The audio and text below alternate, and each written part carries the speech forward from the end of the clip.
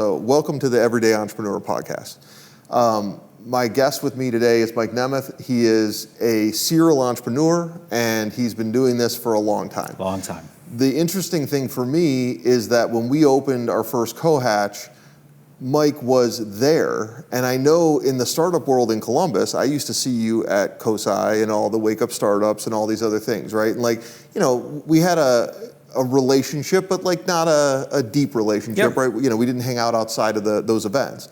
And I remember seeing you in my first COhatch, and I had our regrip office. I remember. Well, and all that stuff. You were like, "Dude, let me show you these baseball bats." And I'm like, 100%. This is the place. Well, yeah. So then you came in, and so I'll let you tell your story from that point. But really, to me, what's most important is to understand that COhatch doesn't build the entrepreneurs, right? These small businesses come in and they utilize our infrastructure, and you did it when we had one location. Now when we're almost 40 plus locations, right, it becomes easier, and you grew with us, even though I still barely ever saw you. I'd see you in the hallway and shake your hand, whatever, and we'd grab a coffee, whatever, for 5 minutes, but you were building your own business. So walk me through the parallel universes where we were, and if you remember any of the other stuff. Oh, for sure. I think, especially because so much about COhatch is the community and the spaces that you guys create. The place where I started Emblem was in an old business. Our first office was an old business that I used to work at, and they closed down, but I still had. I still knew where the key was. Mm-hmm. So we were squatters, all right? We were literally in this old building. It was like a science lab. And I was like, we can't even get mail here. I can't even list this address. And you could have gotten evicted from the place. We were stealing Wi-Fi from next door. Yeah. It was as you were hustling your way through. And when you say Emblem, you're talking about Emblem Athletic. Right. So can you just give a little bit of an overview of what you guys did and what was different? So we were in apparel, how to set up online storefronts, and back in 2016, 2017, that was still something that hadn't really been refined yet. Yeah, because you guys did the customized how to create custom swag for your sports team was where we really started. And like most entrepreneurs, it was just a problem that I was compelled to solve. I was like, this should be easier. I'm going to make it better. And then of course, the snowball happens where you just get fixated on a problem and start going after it. So. And when you say we, who started? I had a couple. I had two other employees, co-founders that came with me that had also been in the space. So there was this ragtag group of three of us, first in this squatter office. Right. Then I was like, okay, we've got a little bit of sales. We need to have a space. 100%. It's embarrassing asking my team to come in to a place where I'm not sure if the electricity is going to work. And you were 100%, this was your business, right? There were no other you were the throat to choke. At the end of the day, it was Mike is the throat. You figure it out. If you don't figure it out, you're done. Figure it out. Right, 100%. Where'd you get the funding for it? Sales. It was all through self-funding. So sales started it off, and once we had a little bit of validation. We did a friends and family round. So we did have some outside investors that came in within the first year just to help us start to say okay, we can afford to get a space. Mm-hmm. So we rented a space above Stoff's. And in Worthington? In Grandview. In Grandview, okay. But it was a sublet of a space. So a friend of mine had a business. Her office was above Stoff's. We were in a tiny room in her office, which was a terrible, right? Hooray, we've got a mailing address, but literally now the three of us are like this. Stuffed into a room, stuffed and into it's not your a business. closet. It's not and everywhere else is not our business, right? So sales are continuing.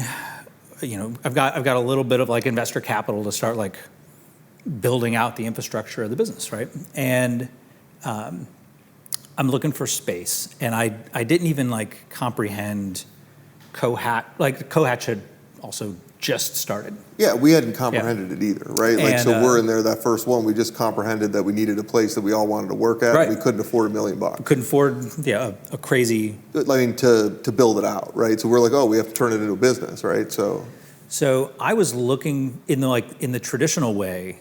I was looking around for like lease space, Yeah. right? Because it's like Because that was that's 16. What you That's what we did, Yeah, right? it's like you Either that or Regis. you either do Regis, which was not my cup of tea, 100%. or you sign some fixed Lease for 5 years and sign your way. and you're like, I'm well, I don't know how many control people I'm burn going to rate. have, or I don't know what I'm going to need. And a real good buddy of mine, Andy Effler, was like, you should check out COHatch. And I'm like, sure. I don't even, whatever. Loved the space, right? And this was when it was literally just a hardware store. Mm-hmm. I just waltzed in, and Matt was sitting at the desk, and I was like, Matt's the first CM. I was like, hello, I would like to, tell me where I'm at. Joel was like in one of the offices, and then Joel Elizabeth had brand stamp. And then Shannon, the photographer, Right. was in there, and I remember just feeling like it's kind of cheesy. Like I just felt like a vibe, right? Like you just felt like, hey, there's some people hustling here. I think you were probably behind like a, glass. I had an office that had a planogram of pre-vol, regrip, and so that was And I'd seen. And we were on a stage from 1820s. Yeah, and I'd seen right? you. Like, I'd seen you at other events before, so I was like, oh, hey, there's another. Like normal. There's person, another guy. hopefully, right? Yeah, Like, okay. hustling. Yeah. So we became members, and then Matt walked me down to what's the other Worthington location? The library. The library, yeah. We were working on building that up. So the library hadn't been finished yet, and that's when I met Terry. Got it. And I was like, okay, you guys are like going to do more than one. And Matt's like, Yeah, it's funny because my wife's known Matt forever, and she basically said Matt's not going to finish until it's empire, right? Like, he wants to do good across 1,500 locations. 42 is never going to be enough. But so you felt like it was going to be bigger when we didn't even, honestly, all of us, we were just kind of, opportunistic and working on other stuff. Yep. So that's, except obviously Matt. So we got a space in like a little office space in the library when it opened, and frankly, it was a little bit bigger, but it just felt so much different than where we'd been at before. So that's when. And then I remember seeing you guys. You guys were in the kitchen. You guys were everywhere. Like you were working frickin' all the time. I'd see your guys on the phones, sales all the time. I had a great team member who was just ultimate like sales hustler, and the flexibility to come in and also host. We were really deep into like coaches at the time, and so it was great to be able to have a customer come in for a meeting and not be like, meet me at Stoff's, like it was before. We're upstairs. Yeah, we couldn't even bring them upstairs. There was and you talk about it. It's like, we always say like we create the spaces, right? But like the community manager is, they're responsible for really connecting dots and building the fabric of the community. Yeah. And like the community can work anywhere, but then the question, but it works for everybody differently, right? So like in your situation, like yours is more of traditional, back then I remember in 16, like I used to do everything that I could to try to work at, Panera, and then I get thrown off at 30 minutes, and there was no it just wasn't working for us, right? Yeah, exactly. And I didn't want to sign a five-year lease. And I'll tell any entrepreneur, and this is why we do so many boost scholarships for for startups, is that your worst spend is your burn rate on your rent is insane. Spend it on everything else. Insane. So it's like I did an interview with Chad Justin. And that was basically the big thing, which is use our spaces for free for the beginning, right? And again, we want you there. We want you using space because you're going to be more successful that way. Yeah. So did you find that when you were, so walk me through, you were in Worthington first, then you went to our library location, and then. So it's kind of funny as you said, we grew as COHatch grew. Right. Couldn't have timed it any better we're in Polaris, as this location was opening up. we were also growing. So I had probably at this point 6 or 7 employees, and this is all pre-COVID, and we were very adamant about like, you guys just work however or wherever you want. Most of our staff were art designers, creators, graphic design, and they wanted to work on their own schedule, and that was perfect for us. So we would gather at COhatch as a team once a week, go through our staff meetings, and then when this location opened up, in this room is where we had probably 2 solid years of staff meetings. Well, and I remember, I mean, like... We're starting to get like 10, 11, 12, and yeah. You were growing, right? And what's funny, like I would always see you in the mall, because this is the Polaris location. It's, we're in there's 30,000 square feet now. At that time, we had about 12,000. Yep. But, I used to see you in the mall, literally, like, it's funny, because...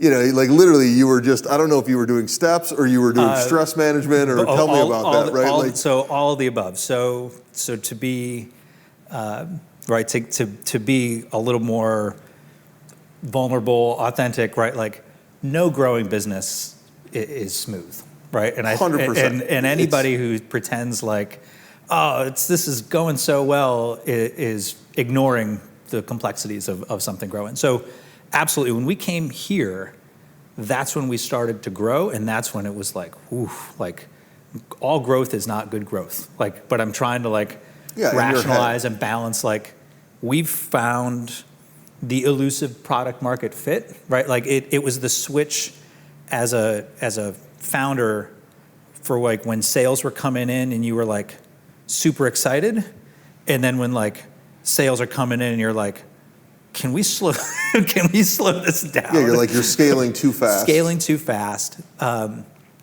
I think I might remember exactly what had happened on one of the times when I saw you in there, and it was very much a stress management walk, because we messed up a big order. And a problem with custom apparel is if you mess it up, there's no market for it, right? There's no like, oh, send it back and I'll sell it to somebody else. Custom swag is trash. And we misspelled, it was like comical, like the misspelling of like, how did this happen, right? Like what? Like you did all your checks. We did everything, all of our checks. And it comes out and says Pinto, whatever, whatever it said, right? Like the event. We misspelled equivalent. Mountain. For the 10th Mountain Division, right? Right? Like there's no like, oh, it's okay, don't worry about it. And it was like double-digit thousands. Yeah. And as a small business, you eat. There's no margin. Yeah, you just eat it, and I'm trying to like not like lose it, right? Like try not to like, how do I coach the team through this mistake? And like, do they appreciate the like critical problem that this has created on getting paid and all those things? But that's where you're like, man, it is all on me to figure this out. And so yeah, I would take these morning walks here at Polaris, and I got to know the like retiree mall walkers, right? Because I would lap them. 100%. Be moving.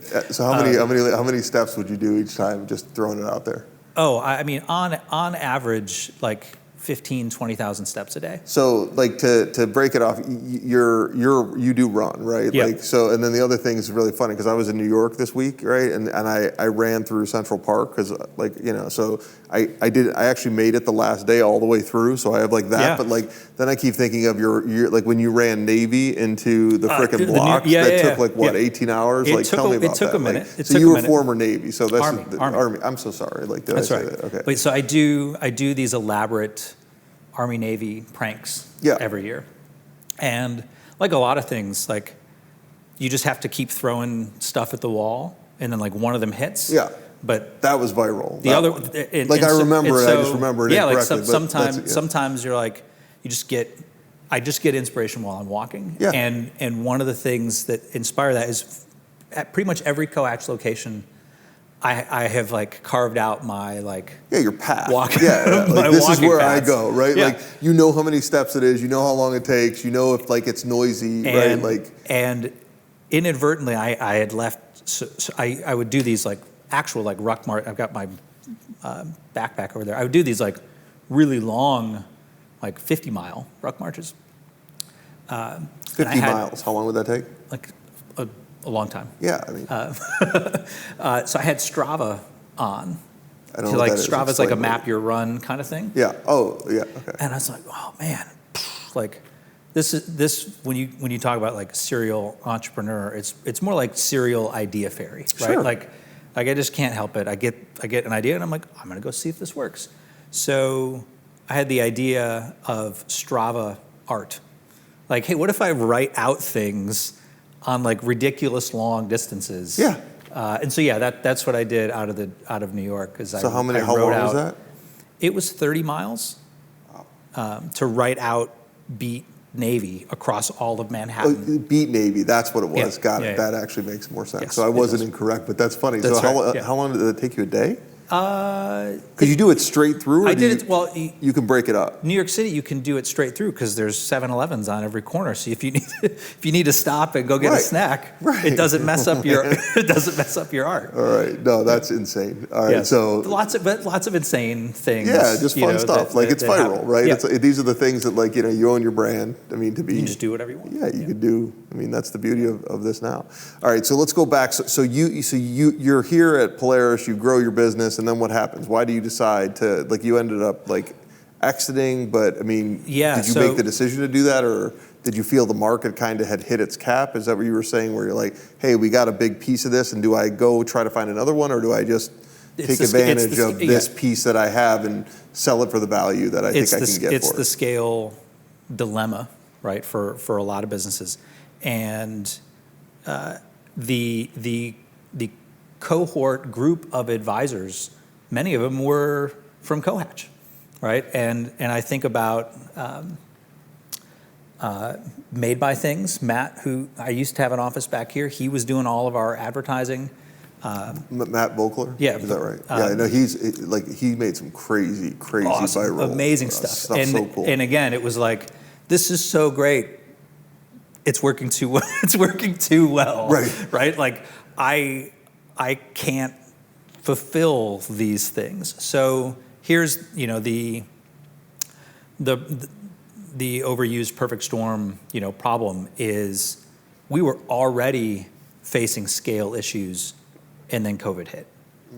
So supply chain wise, we're getting product from around the world. We had some suppliers here in the US, we had some suppliers in China, we had some suppliers in Latin America.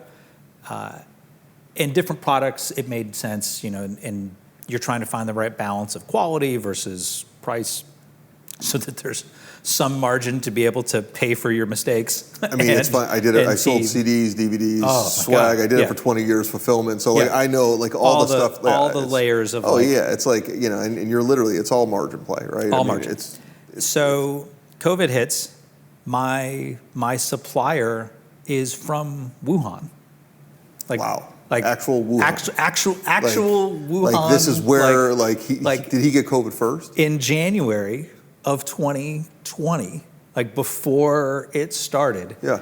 It's one of my favorite messages from he's a great guy. He's thankfully also still in business. And he sent me a message and he's like, yo,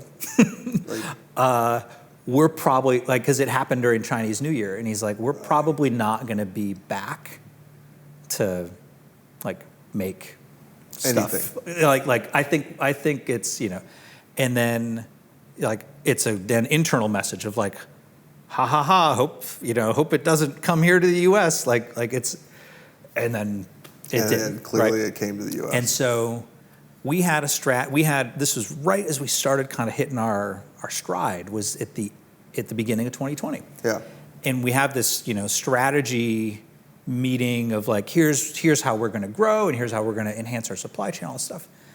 And we had a risks chart, right? Nowhere on the risk chart was global shutdown of all production. Well, that's what it's funny. Yeah. Matt and I, we say the same thing, right? We had no clue. No clue. And again, with Fire Rover, I mean, it was one of those things where, you still had safety and industrial, and you still had waste, and you still had recycling that was happening. So a lot of that was helping. But yeah, I mean, it was a crazy time for a lot of businesses. And like, I'm assuming going online helped, but you had less people meeting that were the teams that you were going to be getting stuff for, right? It radically shifted our customer mix. We had invested a lot of time into some other like sports uniforms, and then all of a sudden those teams aren't competing. Yeah, So no one's playing, they don't need right? anything. Our military market share went up because at the time they were also one of the few groups that were still like consistently getting paid. Right. Right. Like there was no, that's a huge piece from like people tightening their wallets on disposable income. And then the pendulum swung the other way, right? Like then as things started to open back up, there's all this like lag of like, e-commerce is like going through the roof, but our supply chain was still battered, right? still non-existent. Yeah. So, it's certainly now, hindsight 2020, like in the moment, everything was always like, oh, well, it's going to be better next week, right? Like it was always like, oh, this is just a temporary we're working on it thing. Like we'll get it fixed, and then weeks turned into months, and then months turned into years, and it's like this is not going back to the way it was. Right. We'd not been able to really have a fully domestic supply chain at the time when we started, because the pricing just wasn't competitive. Right. Yeah, I mean, it was every dollar, like in that business, it was literally ran right down. Yeah. I mean, so it's a tight margin business, and that's when we really made the decision of like, okay, attrition wise as well, like we went from 30 people. It's tough to have to like cut back. We had tried to make some stuff here. Yeah. Like this is when I opened up a small like factory. Right. Because you're like, if I could sell it directly. If I can this was like, we can't make it anywhere else. We'll make it here. Like in classic entrepreneur like fantasy land of like, how hard can that be? Like now you need like hard 50 printer presses, all the like T-shirts. I'm buying sewing machines. It's everything. The sewing machine supplier is like, well, what do you need? I'm like, I don't know, just a sewing machine. And they're like, no, but like, do you need? And I'm like, I don't know. Like, I just need to make stuff. They're like, well, who's going to make it? I'm like, I'll find some people to sew. Yeah. And we literally like had some people on our staff that were like, I'd love to learn how to sew. And, sure. And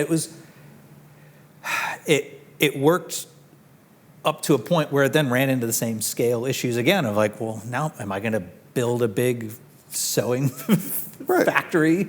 And the answer is no, right? Like objectively, once we looked at, there's other places in California, there is a labor force. There's a history of sewing in California. There's a lot of apparel companies already in California.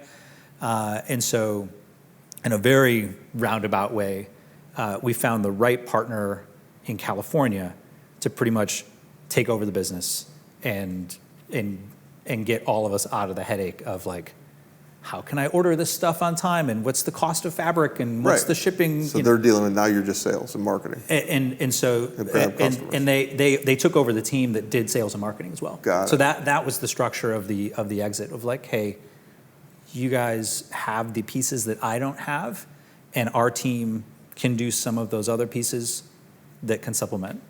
So are you completely, you're out of the day-to-day? Completely out of the day-to-day. And that happened 2 years ago. Right. And so what have you been doing since? Great question. Very scary for any like entrepreneur to think like literally you're a born hustler. This is who I am, right? Like it's that entrepreneur identity of like, well, if I'm not starting, or running this business, I have to be doing some other business. And even with like a level of unhealthy disdain, like at the time I was like, corporate people, like they don't know what it's like to take risks, or like, how could they operate? Life changes. When I started Emblem, I had 2 kids. Now I have 5 kids. Wow. So there's some reality of like talking with the people closest in your life and also deciding like, you know what? I think I should go look for a different type of challenge. Well, and so you made the priority to spend time with your family more because being an entrepreneur took away a lot of that time. It's nonstop. It's nonstop. And I think of many times, I remember one of the first times on a Saturday, like at a sporting event, for my kids, and like I'm just getting lit up by customers over some late shipment. And it never stops. And right? it never you're following stops. tracking numbers. And I did that for literally 10 years. It was insane. It never grind. ends. It never ends. Yeah. It never ends. And your even suppliers are overseas, so you're literally, there is no time off. I can't tell you how many, like, thankfully for COhatch hours, like I used to have calls with my suppliers here at 11, 12, 1 in the morning. Right. And it's like, and we were like, who's that guy who's working at 2 in the morning in the middle of the suburbs? And the answer is Jim. And that's great. I mean, and there were one of you everywhere, right? That's the funny part. It's a grind. So I think the real like heartfelt message I want to share to other entrepreneurs is there can be life after running your own thing that's fulfilling and it works well. So I work at a small entertainment company. You may or may not have heard of it. We do some movies. We've got some parks. Sure, like some mouses and stuff. Some mouses, like that type of stuff. Got it. And like, do you feel that you're a corporate entrepreneur? Like, are you able to, I joke. There's another. Like, can you make change? Yes. So there's another guy on my team, and we jokingly say that we're both recovering entrepreneurs. Right. Like in the corporate world, like it's a superpower. I mean, like it's a great experience to have of like, okay, we actually have all of these resources. Like instead of me like needing to like figure out some cheap like you can actually like create like positive solutions like there's with everything. There's a whole team of experts that know exactly how to do this. Oh wait, you have a marketing budget? Like I can actually spend on getting affiliates. There's an HR team. There's a legal team. Yeah. Like this is I'm going to be so again, I mean, it's like most people take the opposite, right? Matt went from working at a large corporation down. I mean, for me, I always like working for smaller businesses and like, but I think. Yeah, I always think, right? Wouldn't it be great if I had unlimited, right? Like, and again, I understand it's never unlimited, but it's better. It's at your fingertips. If you need it, just have to justify it. And are you able to justify it, or is there still a lot of red tape that you would say not worth? Of course, there's red tape. It's a large organization, and you're okay with. I'm okay with that. I do have outlets, and this is, I think, an interesting. Maybe we'll even pontificate a little bit on like. Future of work, kind of stuff. But when we started our stuff 7, almost 10, like coming up on 10 years now, it required a lot of support, a lot of systems, and I think as more things become easier to access, there's some, whether it's through AI or through some other like fractional pieces, I can work on projects, like my own projects. I've got a game that I've built on the side. Of course you have. I've got books, right? Like, of course I have, right? But the difference is now I can focus on my job, right? I can be fulfilled and find a great team, cool problems to solve at work, and then satisfy the entrepreneurial like it becomes a hobby itch without the pressure of like. So I think that's to me is interesting. Is once you start having employees, you're responsible for them, right? Like I know that for some of the employees at Emblem over the years that we were growing, like it boggled my mind. Like they're like they got their first car or their first house, and like. The applications were from a company that you had to write the check for. That I had to write the check for. And you're looking at the bank account going, do I have enough money to actually meet payroll, right? Yeah, like, very rarely did we. And so, it's like, it's an insane amount of pressure. Yeah. And and especially again in a business where the margins were tight and like one mistake could throw you off. So now it's like I take all the lessons learned and every setback or every like lesson learned is wasted unless you use it. And so I'm super happy and my wife is happy that I've got a steady job. It's a great team. I love working on the projects we have. And then I can also have some fun, work on projects, but not like lose sleep stress every night over like, are we going to make payroll this week? And are you mentoring? Like, is that something that you're still doing? Or I mean, you have 5 kids, so you're mentoring every day of your life, right? So like, I don't mean to like, No. But I mean, and again, this is where, we look at it and like, I go, okay, I've seen so many businesses grow, successfully exit through COHatch. And, I know Matt helped you, like, and again, when I say like, we didn't have boost scholarships then, like, so we were helping an association, which again, I always look at that entrepreneur and, this is where you start to talk about like the future of work. I mean, to me is like, how do you build a business where you pay your bills in 90 days? You needed to do that, right? You might have had some upfront capital for friends and family, but the reality is that if you weren't making money in 90 days, you were out of business and you couldn't pay for your 2 kids and all these other things that were going on. Right. So it's like, I've seen a lot of people do that. And like, did COHatch help? And how did the membership help from, and again, I think you've alluded to it, but like, put yourself, not you specifically, but how are you seeing other people while you were here? Like, what was your perspective, right? Because again, I saw it from my perspective as a founder and as setting up the boost, the give, that type of stuff, right? Like, it's if I put you in a history chair. The best, another analogy is that it's a gym. It's a great gym. And you go to train at a gym and everyone's kind of working on maybe a different goal or whatever, but you can learn and sometimes you're training with some people, right? Like there's the holding each other accountable of like, oh, I see you're here, like building together. And then also like, seeing what somebody's doing and being like, hey, maybe try doing it this way. And so there are two parts to that question that are important of like, now, it's coming to terms with a little bit of like, man, 10 years ago, I remember being at some of these events, and at the time, I was working for another startup, right?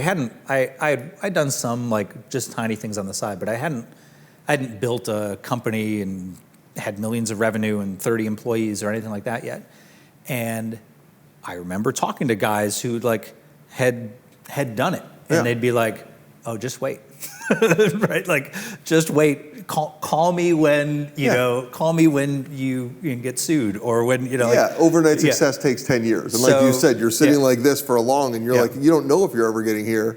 It could happen in 1 month, right? It could be, And so now I do take that to heart of like, it's important for me to share with some other people in town that are starting, right? And I do love some of the events that are here where you get to meet some people who are like,